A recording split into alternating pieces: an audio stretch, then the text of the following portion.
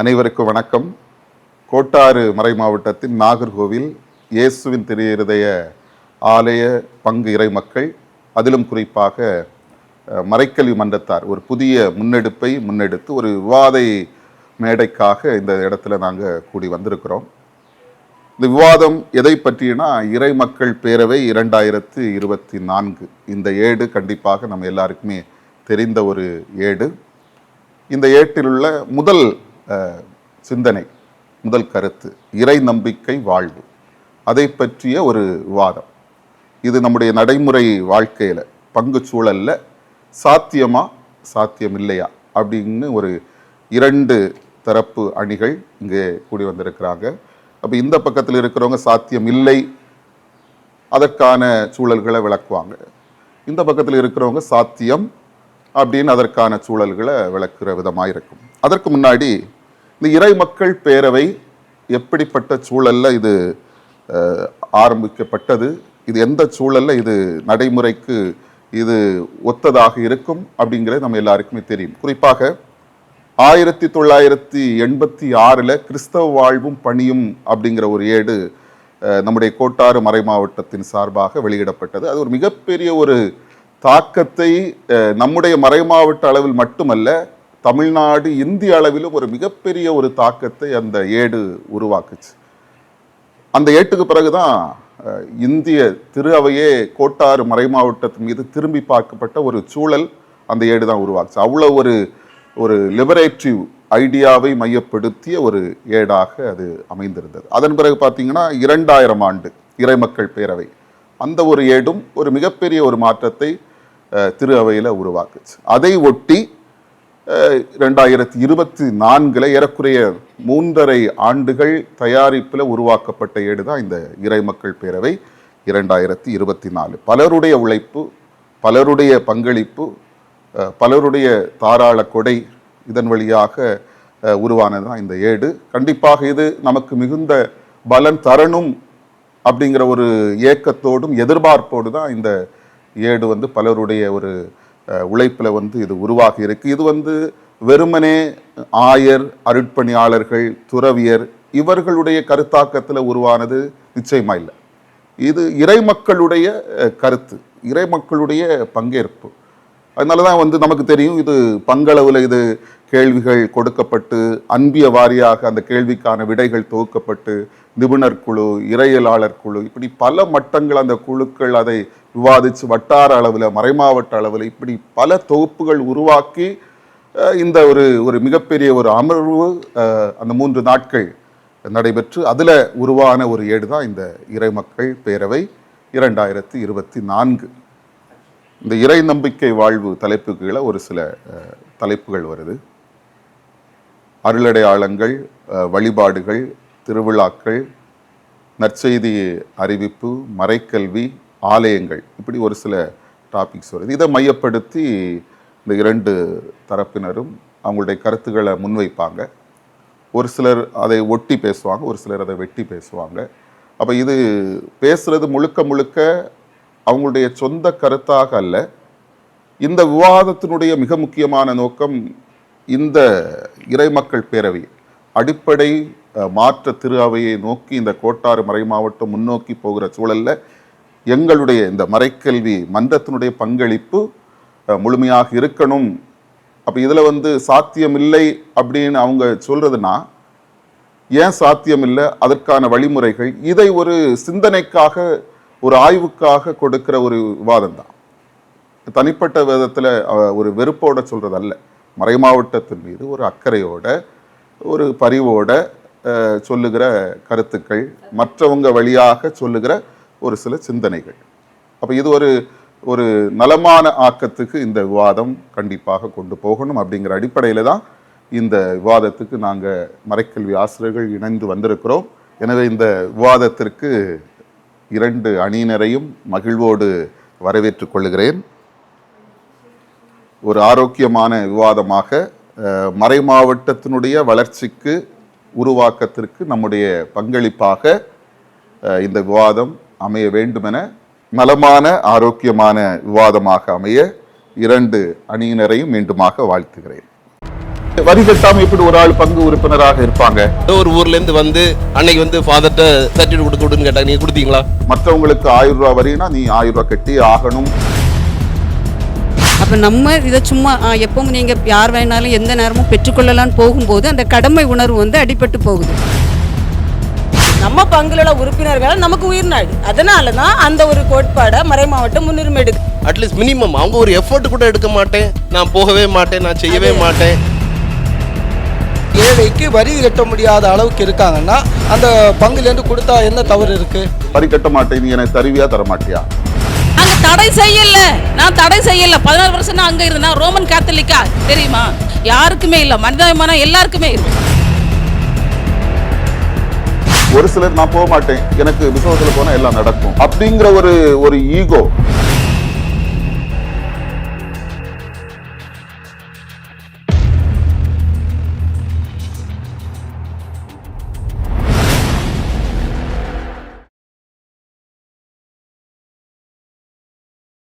முதல்ல அருளடையாளங்கள் அந்த தலைப்புக்குள்ள நம்ம போறோம்.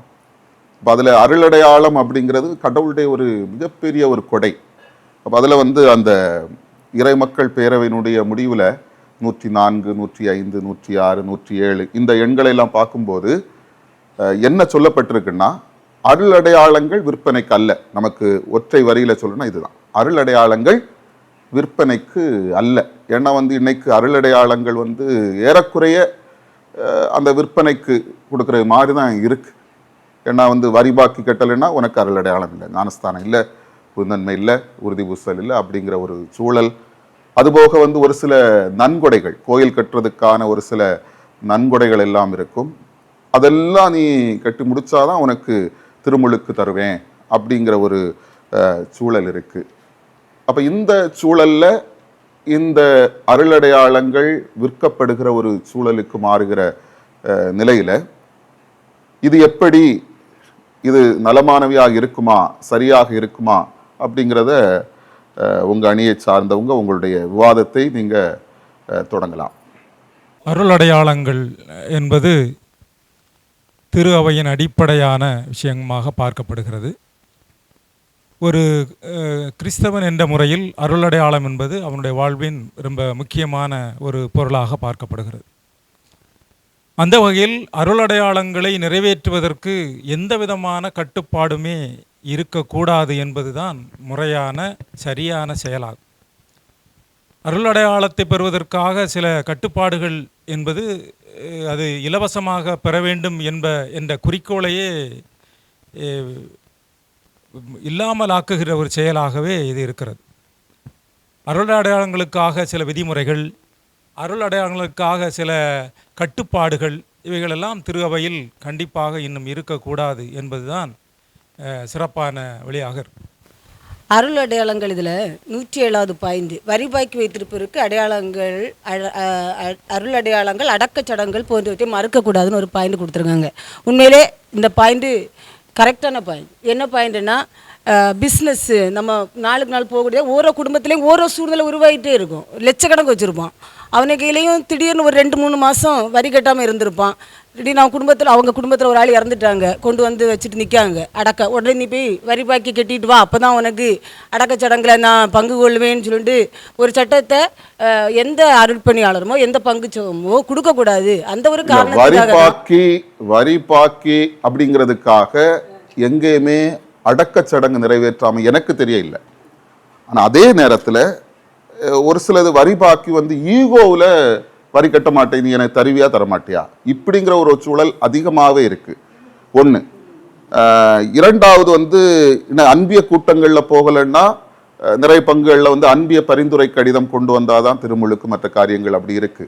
ஒரு சிலர் நான் போக மாட்டேன், எனக்கு விசுவாசத்தில் போனால் எல்லாம் நடக்கும் அப்படிங்கிற ஒரு ஈகோ, மற்றவங்களை நான் எதிர்த்து எனக்கு நடக்குதா இல்லையா பாருங்க அப்படிங்கிற ஒரு சூழல் எல்லாம் உருவாகுது. அப்போ இந்த சூழல் எப்படி இதை வந்து நமக்கு நடைமுறையில் சாத்தியமாக கொண்டு போக முடியும் அப்படின்னு நினைக்கிறீங்க? வரிபாய்க்கு இருக்கும்போது அருள் அடையாளங்கள் மறுக்கப்படக்கூடாதுன்னு சொல்கிறீங்க. ஆனால் ஒரு பங்காக இருக்கட்டும், ஒரு வீடாக இருக்கட்டும், இல்லை ஒரு சமுதாயமாக இருக்கட்டும், பொருளாதாரம் அங்கே மிக மிக முக்கியம். ஒரு அடையாளம் அங்கே நிறைவேற்றப்படணும்னா சில பொருட்கள் அங்கே தேவை, அதை வாங்கணும். இல்லை ஒரு பங்கை ரன் பண்ணணும்னா நிச்சயமாக தேவை. நான் ஒரு உறுப்பினராக இருக்கிறதுக்கு அதுதான் ஒரு அடையாளம்.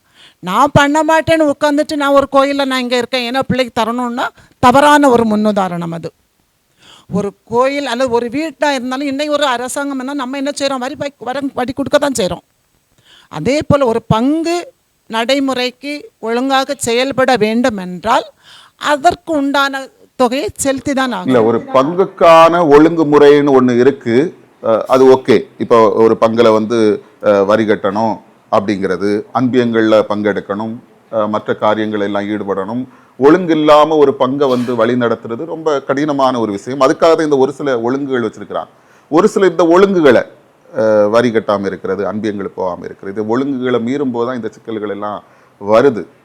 ஆனால் அதே நேரத்தில் இப்படி மீறவங்களை நமக்கு ஒரு சில வழிகாட்டுதல்கள் கொடுக்காமலே தண்டனை கொடுக்குற மாதிரி ஒரு சில பங்கு நிர்வாகங்கள் இந்த காரியத்தை பயன்படுத்துகிறாங்க, மற்றவங்க மேலே பயன்படுத்துகிறாங்க. அப்போ அந்த சூழலில் இதை நம்ம என்ன செய்ய முடியும்?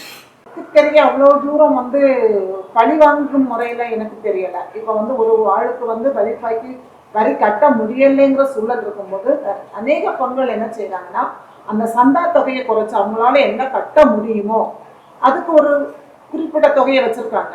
இப்போ ஒரு சில பங்குல 1000 ரூபாய் வரின்னா அந்த அவங்களுக்கு பழைய இதைய 300, 200 அப்படி கொடுத்து அதுக்கு ஒரு உரிமையும் கொடுத்துருக்குறாங்க. இல்லை, இப்போ உதாரணத்துக்கு இப்போ ஒரு சிலர் வந்து சாப்பிடவே ரொம்ப கஷ்டப்படுறாங்க, பிள்ளைங்களை படிக்க வைக்கக்கூடிய சூழ்நிலை அந்த வீட்டில் இல்லை, அவங்களுக்கு அன்றாடம் குடும்பத்தை நடத்துறதுக்கே ரொம்ப கடினமான ஒரு சூழ்நிலை, மற்றவங்களுடைய ஒரு உதவியில தான் அந்த காரியங்கள் நடக்குது. அப்போ அந்த ஒரு சூழ்நிலையில் அந்த பங்கு நிர்வாகம், பங்கு சமூகம் வந்து அந்த ஏழைகள் மீது ஒரு கரிசனை உணர்வு, அக்கறை இருக்கணும். இந்த இடத்துல ரொம்ப கண்டிப்போட இல்லை, மற்றவங்களுக்கு 1000 ரூபா வரினா நீ 1000 ரூபா கட்டி ஆகணும் அப்படின்னு பண்றது முறையா, அல்லது வேண்டாம் சரி இவங்க வந்து ஏழையா இருக்கிறாங்களே இவங்களுக்கு கொஞ்சம் நமக்கு வரியில கொஞ்சம் வரி இல்லாம இல்லை, வரி வந்து நான் இந்த பங்கினுடைய உறுப்பினர் அப்படிங்கிற ஒரு அடையாளம், நான் சொல்றது வரி ஒட்டுமொத்தமா வேண்டாம்னு இல்லை, ஒரு பெயரளவுக்குல ஒரு சின்னதாக வரி வாங்கி அந்த ஏழை மீது கரிசனை உணர்வோட அது செய்யலாமா? அது எப்படி? அதை பற்றி என்ன நினைக்கிறீங்க? ஒரு நிமிஷம், அவங்க சொன்ன கருத்துக்கு முற்றிலுமே ஒரு சரியான பாதையில் மக்களை நடத்த முடியாது.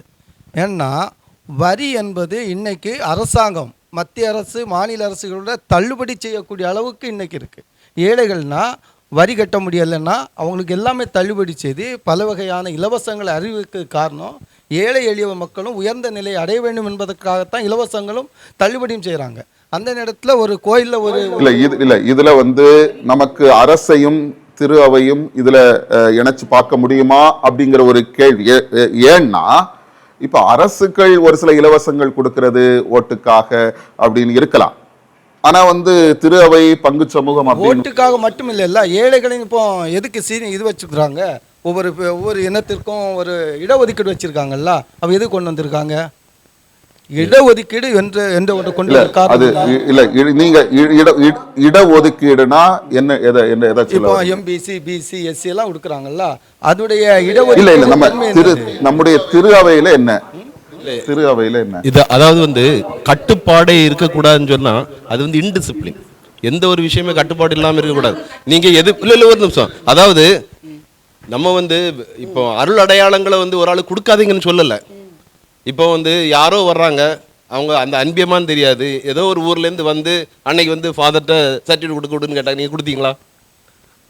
கொடுக்க முடியாது. அதாவது நமக்கு வந்து சில விஷயங்கள் சரியாக இருக்கான்னு பார்க்கணும். இதுலதான் ஒரு வழிகாட்டுதல்கள் நமக்கு தெளிவாக ஒரு புரிதல் இருக்கணும்னு நினைக்கிறேன். இப்ப உதாரணத்துக்கு என்னுடைய ஒரு அனுபவத்துல வந்து ஒரு சிலர் வந்து பங்குல இருக்கிறாங்க, அவங்க வீட்டுக்கு முன்னாடி தான் அன்பிய கூட்டமே நடக்கு, ஆனா வந்து அன்பியத்துக்கு போக மாட்டாங்க, எனக்கு எல்லாம் நடக்கும் பார்த்துக்கலாம் அப்படிங்கிற ஒரு உணர்வோட அப்படியே உட்கார்ந்து இருக்கிறாங்க. குழந்தைக்கு ஞானஸ்தானம் வருது, இங்க வந்து நிற்கிறாங்க, ஏன் அன்பிய பரிந்துரை சீட்டங்க, இல்லை தரல, நீங்க இப்போ கேளுங்க. இப்போ கேட்குறாங்க, அவங்க இல்லை நீங்கள் கூட்டத்துக்கு வரல, தர முடியாது அப்படின்றாங்க. அப்போ திரும்ப வந்து சொல்கிறாங்க. அப்போ நான் திரும்ப அவங்ககிட்ட அதை தான் கேட்குறேன், ஏன் அன்பியத்துக்கு உங்களுக்கு போனா என்ன? அதுக்கு அவங்க ஒரு சில காரியங்கள் சொல்கிறாங்க, விளக்கங்கள் சொல்கிறாங்க. கடைசியில் இது எங்கே போகுது? விஎஃப் தேடி போகுது. ஆனால் விஎஃப்பும் அதில் ரொம்ப தெளிவாக இருந்தாங்க, நீங்கள் அன்பியத்துக்கு 1 மாதமாவது நீங்கள் போனால்தான் இந்த திருவருட்சானங்கள் நடக்கும் அப்படின்னு நான் சொல்றது அன்பியத்துக்கு தொடர்ந்து போனாதான், அல்லது வந்து ஒரு வருஷம் போனா அப்படி இல்லை. அதுல விஎஃப் ரொம்ப அழகா ஒரு கரிசனையோட அதுல அவர் முழுமையா அவருடைய பங்கேற்பு இருந்தது. நீங்க ஒரு மாசம் அப்ப இதுல நான் என்ன கத்துக்கிட்டேன்னா, அன்பியத்தை நாங்க போக மாட்டோம் நடக்கும் அப்படிங்கிறது அங்க அல்ல. அதுல கரிசனையும் இருந்தது, அதே நேரத்துல கண்டிப்பும் இருந்தது. ரெண்டும் இணைஞ்சு அங்க போனதுனால அங்க ஒரு வேற வழி இல்லை, அவங்க போயாகணும். அதேதான் நாங்க சொல்றோம். இருந்தது எக்ஸாக்ட்லி அதான் நாங்க சொல்றோம். நீங்க வந்து எங்களுக்கு ஆதரவா தான் பேசிட்டு இருக்கீங்க. ஏன்னா நான் என்ன தடையே சொல்ல கிடையாது, வரேன்? கட்டுப்பாடே நான் என்ன கிடையாது. சொல்ல நீங்க வரேன்? யார் நான் வேணாலும் வந்து இப்ப பெரிய வாங்கிட்டு போலாங்கிறது வந்து யார் வேணாலும் வாங்கிட்டு வந்து போற அப்படி ஒரு இது போட்டிருக்காங்க. உங்க கால பங்கு உறுப்பினருக்கு அலுவலகங்கள் தடைகள் எதுவும் இருக்கக்கூடாதுன்னு பிளாங்க் ஸ்டேட்மெண்ட் வந்து இட்ஸ் நாட் ஓகே. அது எதுக்கு நீங்க வந்து ஒரு கரெக்டா ஒரு சில இதை போடுங்க. அட்லீஸ்ட் மினிமம் அவங்க ஒரு எஃபோர்ட் கூட எடுக்க மாட்டேன், நான் போகவே மாட்டேன், நான் செய்யவே மாட்டேன் அப்படின்னு சொல்லிட்டு நீங்க உங்க பாணியில என்ன சொன்னீங்கன்னா, பங்கு உறுப்பினர்களுக்கு அடையாளங்களை வழங்குவதில் தடைகள் எதுவும் இருக்கக்கூடாது. பங்கு உறுப்பினர்கள்னா சில ஊர்களில் எதுக்காக இதை எடுத்திருக்காங்கன்னா, இந்த இளையோர் இயக்கம் வச்சிருப்பாங்க, மரக்கெல்லிக்கு வச்சிருப்பாங்க. இதுக்கு வந்தாதான் அடையாளம் வழங்குவோன்னு ஒரு சட்டத்திட்டங்கள் போட்டிருப்பாங்க. திடீர்னு ஒருத்தங்க வெளியூர்ல இருப்பாங்க, அவங்களுக்கு வந்துட முடியாது. நீ இத்தனை நாள் வந்து இப்படி இருந்தாதான் வர முடியும், இது தர முடியும், அப்படி ஒரு இது இருக்கக்கூடாது. நம்ம பங்குல உறுப்பினர்கள் நமக்கு உயிர் நாடு. அதனால தான் அந்த ஒரு கோட்பாடை மறைமாவட்டம் முன்னுரிமை எடுக்குது. எப்படி பங்கு உறுப்பினர்களுக்கு அருளடையாளங்கள் வழங்க எந்த தடையும் இருக்கக்கூடாது. இப்போ எல்லாருக்கும் இல்லை. சரி, ஓகே, இந்த விவாதத்தை நான் ஒரு இறுதிக்கு கொண்டு வரலாம்னு நினைக்கிறேன். இந்த அருளடையாளம் முழுக்கல்ல, இன்னும் அடுத்து நமக்கு போக வேண்டியது இருக்கு. 1 மினிட். ஓகே. அதாவது எப்படி ஒரு குடிமகனுக்கு நாட்டில் பல கடமைகள் இருக்கிறது மாதிரி பங்கு உறுப்பினருக்கு அந்த பங்குல ஒரு சில கடமைகள் இருக்குது. அப்போ நம்ம இதை சும்மா எப்பவும் நீங்கள் யார் வேணாலும் எந்த நேரமும் பெற்றுக்கொள்ளலான்னு போகும்போது அந்த கடமை உணர்வு வந்து அடிபட்டு போகுது. அப்போ அந்த கடமை உணர்வை உணர்த்துவதற்காக தான் இந்த அருள் அடையாளங்கள் ஏதாவது கொடுக்கும்போது ஒரு சில தடைகளை வந்து விதிக்கிறாங்க. அருமையான ஒரு கருத்து சொன்னாங்க, கடமை உணர்வு. எனக்கு இந்த பங்குக்கு ஒரு உரிமை இருக்குதானே, அப்ப அதுல நான் வந்து எதுலுமே நான் பங்கேற்க மாட்டேன், எனக்கு எல்லாம் நடக்கும்னா அதுவும் அது ஒரு பொறுப்பில்லாத ஒரு தன்மை தானே. அது எப்படி நீங்க ஏத்துக்கிட முடியும்? வெளிநாடுகள்ல இருக்காங்க, ஒரு லாஸ்ட் ஒரு 16 இயர்ஸா வெளிநாட்டுல குடும்பத்தோட ஃபேமிலியா இருக்காங்க. இந்த பங்குல தான் வரி கட்டிட்டு இருக்காங்க, வரி செலுத்திட்டு இருக்காங்க. திடீர்னு ஒரு சிச்சுவேஷன்ல வரி செலுத்த அது இல்ல. நீங்க என்ன நீங்க இப்ப சொன்ன கருத்துக்கே வர்றேன். நீங்க இப்ப சொன்ன கருத்துக்கே வர்றேன். அவங்க வந்து திடீர்னு அது இல்ல வழங்கத நீங்க சொல்றீங்கல்ல 16 வருஷம் அங்க இருக்கிறாங்க அப்படின்னு. அவங்க ஒரு 10 நாள் லீவுக்கு, ஒரு நிமிஷம், 10 நாள் லீவுக்காக இங்க வரதானே செய்வாங்க. இன்னைக்கு வந்து நாளைக்கு போக மாட்டாங்க இல்ல, அப்ப வரதானே செய்வாங்க. அப்ப 10 நாள் இருக்கும்போது என்ன செய்யணும் ஃபாதர், இல்ல என்ன பண்ணணும், உங்களுடைய கனவுகள் நான் என்ன செய்யணும் இந்த பங்குக்கு அது பண்ணணும். நாங்க தடை செய்யல, நான் தடை செய்யல. 16 வருஷம் அங்க இருந்தேன். ரோமன் கேத்தலிக்கா தெரியுமா? ஃபாதருக்கு தெரியுமா? தெரியாது. இல்லை பங்கு மக்களுக்கு தெரியுமா? தெரியாது. அப்படி இருக்கும்போது உன்னுடைய கடமை என்ன, இந்த பங்குக்கு உன்னுடைய கடமை என்ன, உன்னுடைய ஒழுக்கம் என்ன, அதை நாங்கள் உணர்த்து தான் செய்யறோமே தவிர யாருக்குமே இல்லை. மனிதாபிமானம் எல்லாருக்குமே. ஓகே இன்னும் அவங்க கருத்தை ஒரு இறுதியாக உங்களுடைய கடைசியா ஒரு, அதாவது கடமையை பற்றி இங்க எந்த இதுவுமே இல்லை. அருள் அடையாளங்கள் கொடுக்குதல்ல தடை இருக்கக்கூடாதுன்னு தான் சொல்லியிருக்கே தவிர கடமையே இல்லை நம்ம கொண்டு வரக்கூடாது. இல்ல, அருளடையாளங்களுக்கு வரிபாக்கி நன்கொடைகள் தடையாக இருக்கக்கூடாது அப்படிங்கிறதா இது. இப்போ அப்ப இதுல நமக்கு வரி கட்டாம எப்படி ஒரு ஆள் பங்கு உறுப்பினராக இருப்பாங்க? சரிதானே? சரி, நான் வந்து இந்த நாகர்கோவில் பங்கு உறுப்பினர்னா எனக்குன்னு வரி இருக்கு, இல்லைன்னா நான் வந்து பங்குல வந்து எனக்கு எந்த கடமை இல்லை, பொறுப்பு இல்லை. ஒரு நிமிஷம், ஏழைகள் நிதின்னு சொல்லி கொடுத்து ஏழைகளுக்கெல்லாம் நீங்க கோயிலேருந்து உதவி செய்யறீங்களா இல்லையா? செய்யறீங்களா இல்லையா? கண்டிப்பா. அப்ப அதே இது ஒரு ஏழைக்கு வரி கட்ட முடியாத அளவுக்கு இருக்காங்கன்னா அந்த பங்குலேருந்து கொடுத்தா என்ன தவறு இருக்கு? இல்ல, ஏழைகளுக்கு கொடுக்குறீங்க, ஏழை இதைத்தான் நான் சொல்றேன். இதுல வந்து நம்ம ஒரு ஒழுங்கும் வேணும், அதே நேரத்தில் ஒரு கரிசனை உணர்வும் வேணும். இரண்டும் கலந்து இருந்தாதான் அது நமக்கு அந்த அருளடையாளங்கள் அது கொடுக்கறதுல வந்து நமக்கு தனி கவனம் செலுத்த. சில இடங்கள் என்ன ஆகும்னா ஒழுங்கு மட்டும்தான், கரிசனை அங்க இல்லாம போகுது.